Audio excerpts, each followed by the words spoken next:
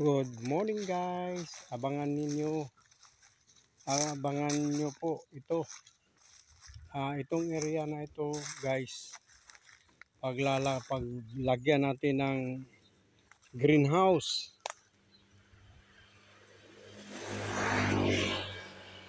Ito dito. Unang-una. First in Madrid guys. Magkaroon ng NFT dito. Ito ang ating paglalagyan ng litos. Sana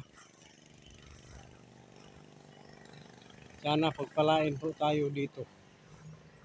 Abangan nyo guys kung paano, kasi walang kuryente dito. Ang gagawin ko dito sa lahat ng power, ilaw at saka yung magbitbit ng pump ay solar.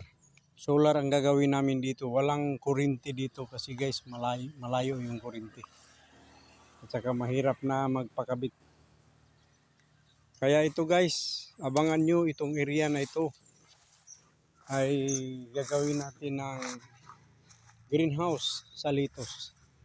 Dito ninyo makikita, ituturo ko po kung paano gagawin sa ating power at saka yung sa water pump at saka sa ilaw. Hindi naman marami naman ngayon yung sinasabi nilang solar.